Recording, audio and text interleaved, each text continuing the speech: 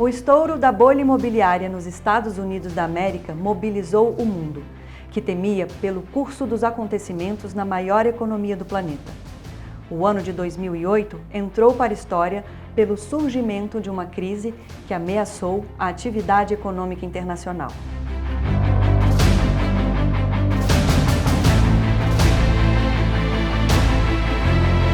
De uma hora para outra, muitos mutuários deixaram de pagar seus empréstimos, numa espécie de calote coletivo.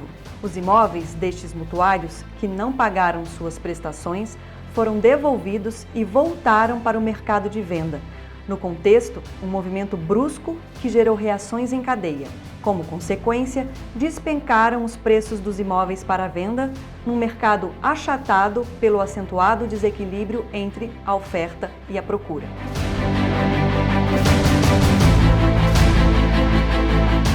Foi assim que surgiu a chamada bolha do mercado imobiliário e a respectiva crise americana de 2008, impulsionada pela falência de grandes bancos e seguradoras que forneciam as garantias das operações de crédito para um dos maiores mercados do mundo. Uma crise que custou a criação de um pacote de 700 bilhões de dólares que saíram dos cofres do governo norte-americano.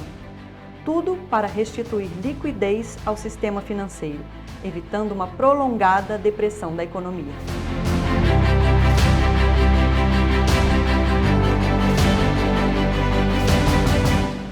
Quem não se lembra do corre-corre dos mercados quando estourou a bolha imobiliária nos Estados Unidos? Parecia o anúncio do apocalipse. Mas diferente do que aconteceu com as crises econômicas dos países comunistas, a economia americana sobreviveu ao estouro da bolha e segue com vitalidade. Se no leste europeu o totalitarismo comunista faliu pela insolvência do seu modelo de organização econômica, a sociedade liberal democrática renasce forte a cada dificuldade, orientada por um padrão de funcionamento marcado pela paz e pela prosperidade.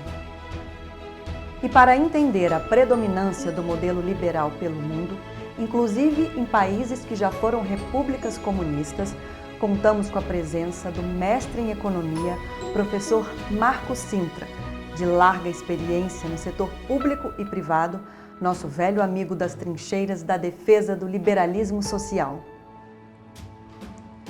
Oi, professor, é um prazer tê-lo aqui conosco.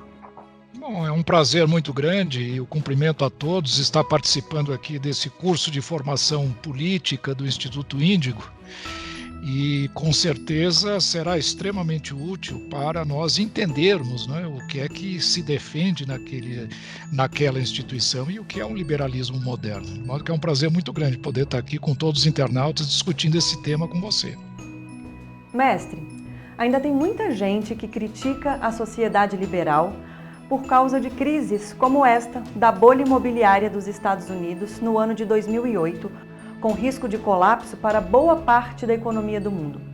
Alguns dizem que se houvesse comunismo, a vida seria melhor e essas crises não existiriam.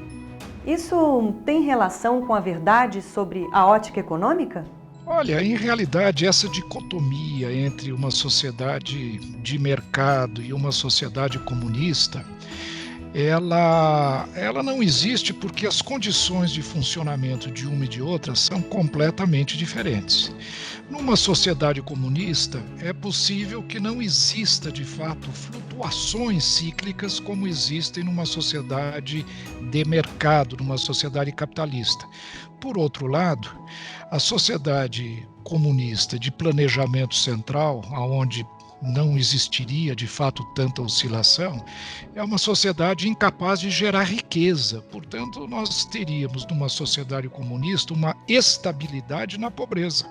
E eu não vejo vantagem nenhuma em ter uma estabilidade na carência de recursos, na pobreza, na falta de saúde, na falta de educação e na falta de infraestrutura. Ao passo que uma sociedade capitalista, ainda que existam de fato oscilações cíclicas, essa oscilação segue uma onda de crescimento e de expansão notável. notável ao longo dos últimos séculos no mundo inteiro. Portanto, existe claramente, inequivocamente, uma grande vantagem das sociedades de mercado relativamente às sociedades dirigistas, comunistas, socialistas, aonde o planejamento central é que dita as regras do funcionamento da economia. Esse sistema, historicamente, fracassou. É só olharmos a evidência empírica e chegaremos a essa conclusão. Muito se ouve sobre o chamado liberalismo clássico e o neoliberalismo. Onde começa e onde termina cada um deles? Em realidade, o liberalismo, qualquer forma de liberalismo, tem como fundo, como elemento principal, a noção da liberdade, não é?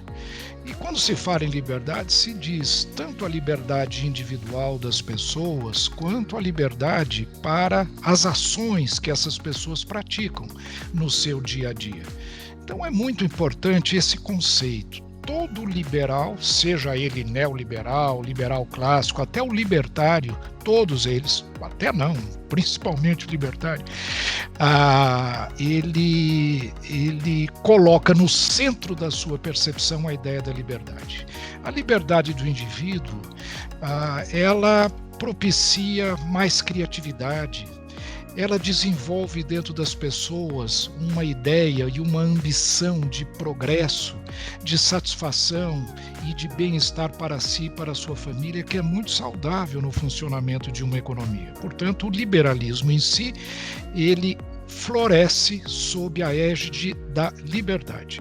A diferença entre algumas matizes de liberalismo se restringe, por exemplo, a que papel o Estado deveria ter dentro de uma economia liberal, maior ou menor, se em algumas atividades existem, por exemplo, monopólios naturais, aonde se justificaria uma entrada mais visível do governo no funcionamento.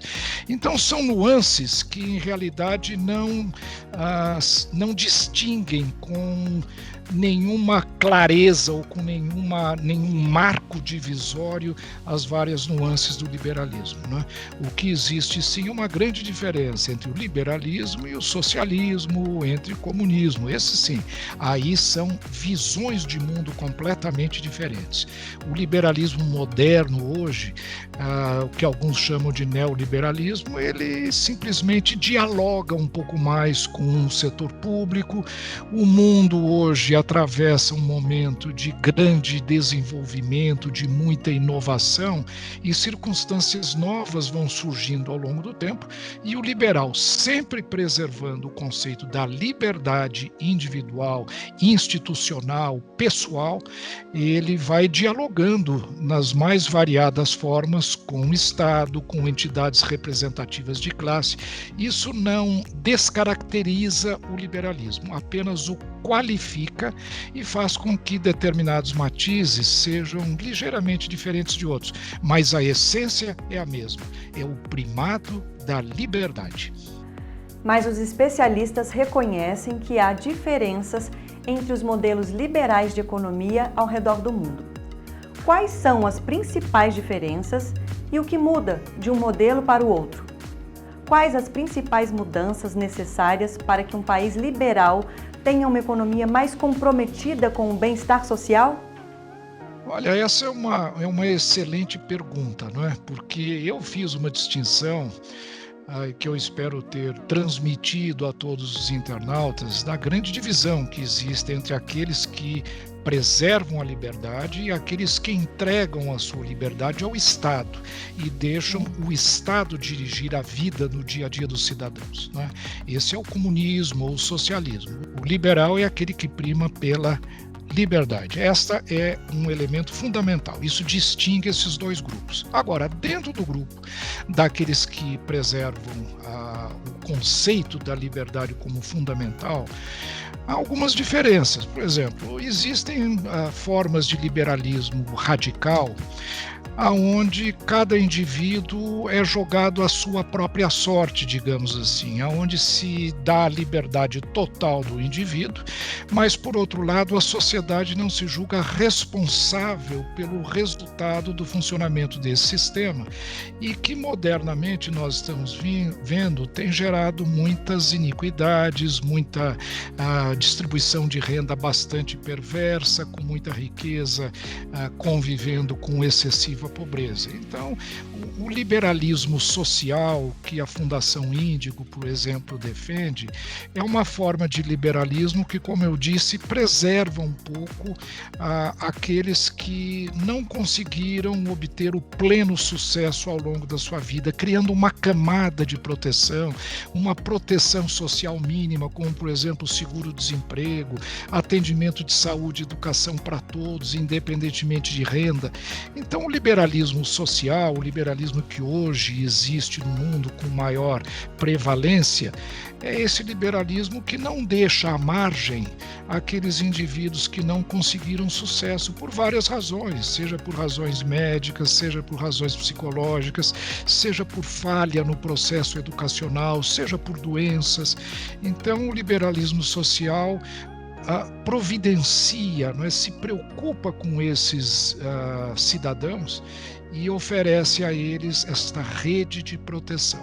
Agora, o fundamental no liberalismo, independentemente disso, é que quem obtém sucesso, quem trabalha, quem se dedica, quem é inovador, quem estuda, quem inova, deve receber os frutos desse esforço e, consequentemente, deve reconhecer os méritos do seu trabalho e usufruir dos méritos desse trabalho. Essa é a principal diferença. Como eu disse, o liberalismo social ele tem um olhar para aquele que tem menos renda, aquele que obteve menos sucesso, lhe dando uma condição de sustentabilidade melhor do que se ele simplesmente fosse abandonado pela sociedade dentro desse preceito de absoluta liberdade. É uma liberdade, sim, porém uma liberdade que faz com que todos os indivíduos de uma sociedade participem, ainda que minimamente, dos frutos do que essa sociedade produz.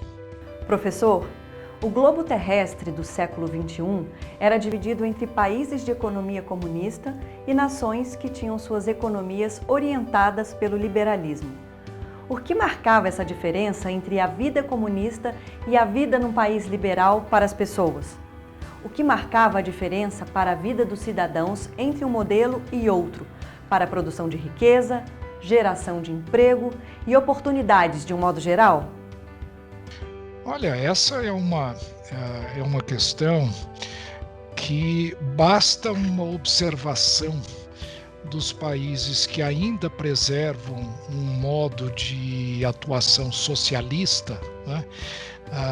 As condições em que eles vivem relativamente aos países que aderiram à economia de mercado, né? Quando vamos, por exemplo, a países como a Coreia do Norte, a Venezuela, que era um país riquíssimo enquanto preservava os valores da economia de mercado, mas que com o socialismo bolivariano acabaram gerando este foco enorme de pobreza, de carência. Esses fatos demonstram a diferença entre o sucesso da economia de mercado e o sucesso das economias comunistas. Historicamente, a União Soviética é o maior exemplo do fracasso, né, assim, retumbante deste modelo. Foi uma experiência que durou bastante tempo, décadas, praticamente 70 anos, durante o qual a sociedade soviética não foi capaz de mostrar qualquer indicação de superioridade do regime comunista frente às economias de mercado. O exemplo mais patente e mais evidente é o caso da cidade de Berlim. É um mesmo país, o mesmo povo, as mesmas circunstâncias de vida, a mesma tradição cultural, mas que foi dividida ao meio, de um lado o regime de mercado, do outro lado o regime soviético comunista, e geraram duas economias absolutamente distintas do ponto de vista de qualidade de vida, do ponto de vista de progresso e de desenvolvimento.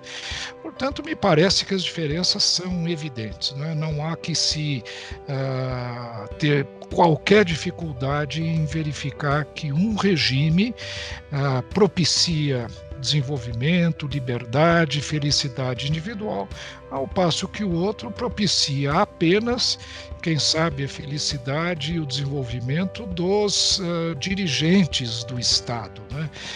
Da oligarquia pública que se apodera do Estado em proveito próprio, mas gerando sempre muita insatisfação e muito péssima qualidade de vida para a sociedade como um todo. Para encerrar, professor Marco Cintra, a que se pode atribuir como principais razões da derrocada do comunismo sob o ponto de vista econômico no mundo? Essa é uma pergunta interessante porque a razão fundamental é essa, é o fracasso econômico. O fracasso econômico gera crises políticas, as crises políticas acabam descambando para o autoritarismo político e, historicamente, tem levado até situações de genocídio, de verdadeiras carnificinas em termos de conflitos que tem gerado no mundo comunista, historicamente. As duas razões fundamentais que eu atribuo esse fracasso, uma é esse fracasso econômico, e o outro é a ausência de democracia, que quem sabe seja até fruto desse fracasso econômico, né? Esses dois fenômenos, a pobreza e ao mesmo tempo o autoritarismo, levaram à derrocada de todos aqueles que ainda defendem um regime comunista, como esses poucos países que ainda existem no mundo de hoje. Mas essas duas razões são fundamentais. E interessante ainda é que poderiam falar, e a China? A China é um país formalmente comunista, mas com um grande desenvolvimento. E essa é uma questão muito interessante. É uma economia que, do ponto de vista formal, quem sabe organizacional, pode ser caracterizada como uma economia dirigista, uma economia com tinturas socialistas, mas que, do ponto de vista econômico, abraçou os mecanismos de mercado, abraçou os mecanismos capitalistas. Portanto, é um regime híbrido, onde a política é socialista, mas a economia é capitalista, que está dando esses resultados muito positivos. De modo que eu acredito que, historicamente, está mais do que comprovado, o regime socialista ou comunista, que é uma forma mais exacerbada do socialismo, não deram certo, nem do ponto de vista econômico, nem do ponto de vista social, muito menos do ponto de vista cultural. Enfim, é um modelo que custou muitas vidas, custou mais de um século.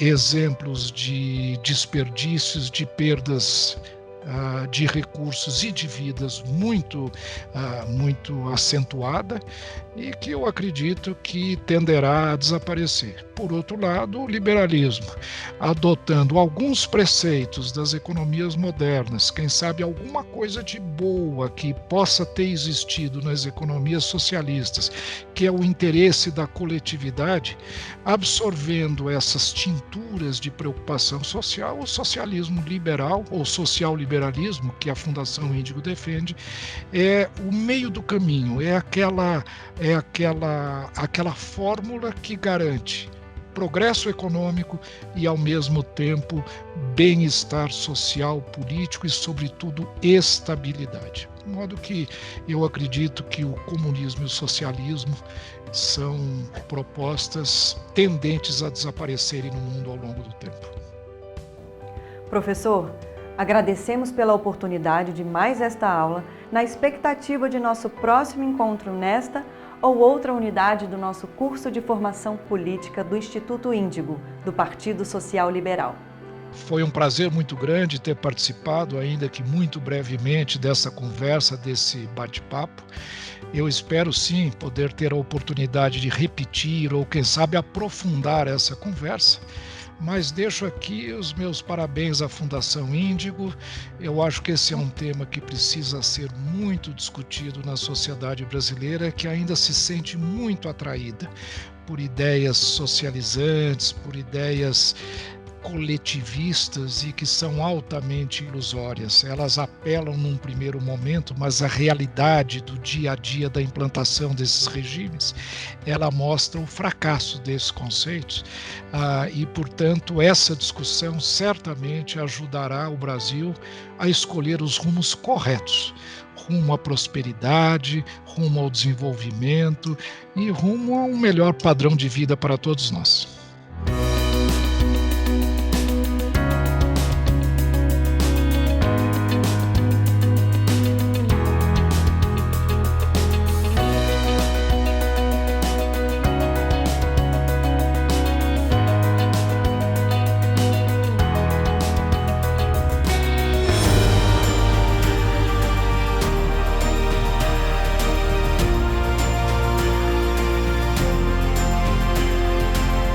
Na videoaula de hoje, tivemos o privilégio de contar com este painel inesquecível, oferecido pelo professor Marcos Cintra, no formato de uma entrevista esclarecedora e envolvente.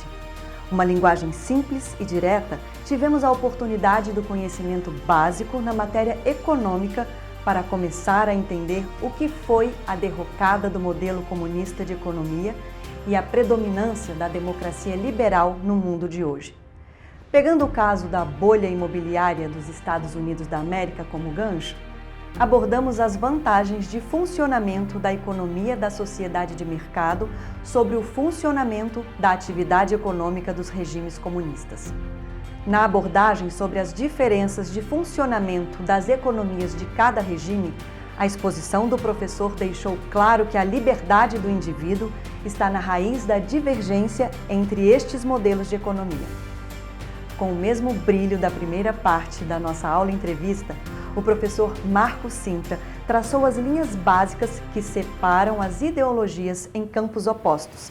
Segundo o direito do ser humano à sua liberdade, o professor esclareceu por que os comunistas e socialistas trocaram o ideal de liberdade real por ideia de uma liberdade que é exercida pelo Estado, com prejuízo para o livre-arbítrio.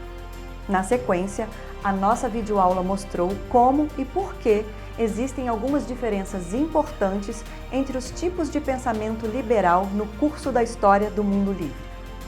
Ficou claro que o liberalismo passou por uma evolução importante na medida em que o pensamento liberal puro progrediu para o social-liberalismo, garantindo uma fisionomia de natureza social e humanista para o regime das liberdades. Quem ficou ligado nessa parte da aula entendeu que o social-liberalismo agregou ao pensamento liberal uma forte influência de caráter social, sem abrir mão da espinha dorsal comprometida com a livre iniciativa e a prosperidade de quem trabalha e gera renda. Mas se o economista Marcos Cintra foi a lanterna que trouxe luz para o debate em torno da evolução do liberalismo moderno, a capacidade de esclarecimento do professor Marcos Cintra superou todas as expectativas, ao introduzir nosso internauta no campo de uma compreensão que começa a explicar a falência dos regimes socialistas, tendo como contraponto os mais recentes ciclos de prosperidade do liberalismo pelo mundo. O alcance dos esclarecimentos prestados pelo professor Marcos Cintra foi além das diferenças fundamentais entre os regimes historicamente antagônicos. Ao fazer a narrativa da evolução do liberalismo, o professor estabeleceu um paralelo que desmistifica a natureza do comunismo sobrevivente, apontando para o aparecimento de um conceito socialista que se apropria de benefícios garantidos pela economia de mercado. Com esta rápida revisão de conteúdos, chegamos ao fim de mais uma aula da primeira temporada do curso de Formação Política Liberta 1, em seu módulo de introdução oferecido pelo Instituto Índigo, do Partido Social Liberal. Em nosso próximo encontro, vamos abordar o papel do liberalismo para a conquista do ordenamento jurídico que garantiu uma sociedade livre com igualdade de direitos para todos os homens perante a lei. Entenderemos como e por que a democracia liberal teve papel decisivo na conquista dos direitos individuais. Até lá!